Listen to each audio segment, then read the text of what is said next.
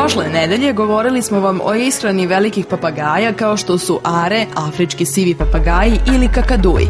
Tada smo vam rekli da je pravilna i izbalansirana ishrana jedan od glavnih uslova da ove ptice prožive svoj prosečni životni vek koji je preko 50 godina. Naravno, nije samo ishrana bitna za njihov dug život, potrebno im je obezbediti i adekvatnu zdravstvenu negu. Što se tiče zdravstvenih problema, znači velike ptice mogu slobodno reći da su u principu otporne. Recimo, naša iskustva su da su mnogo otporniji nego psi i mačke. Ali ako se drže kako treba.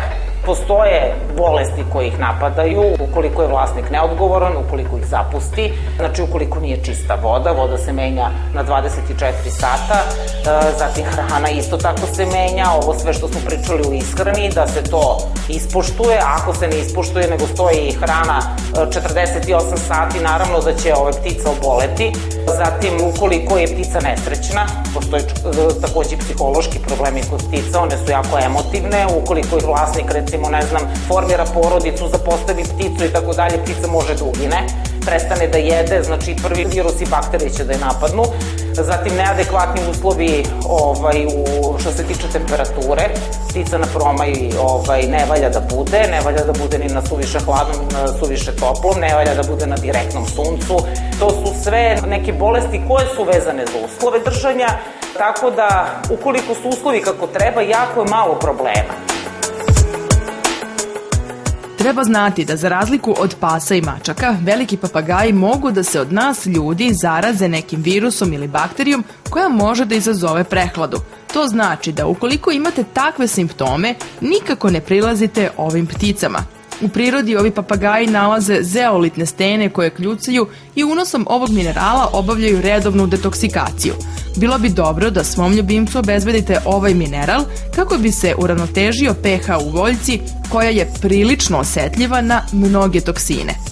Postoji naravno i urođeni neki problemi, ukoliko su incestu ptice, znači onda, ali to se jako brzo pokaže, to se pokaže kod vrlo mladih ptica, otprilike do 6 meseci starosti, onda vidi se odmah to je u početku da ptica zaostaje sa rastom, da je mršavija, slabije jede i tako dalje.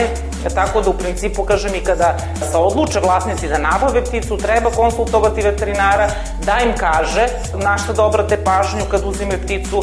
Velike ptice su jako skupe, mnogo su skuplje nego psi i mačke, tako da je to zna da bude po nekoliko hiljada eura.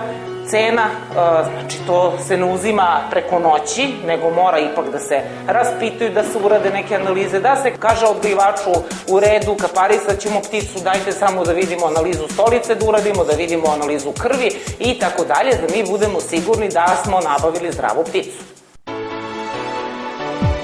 Kao i kod nas ljudi, ali i ostalih ljubimaca, zdravlje je glavni uslov dugog i srećnog zajedničkog života. Zato nemojte da se ustručavate da postavite pitanja i potražite pomoć od veterinara. Procesi koji utiču na zdravstveno stanje ljubimca mogu biti veoma brzi i da u kratkom vremenu ugroze i sam život ljubimca. Pridržavajte se osnovnih pravila nege i držanja ovih ptica i potrudite se da bar jednom godišnje posetite veterinara zbog sistematskog pregleda.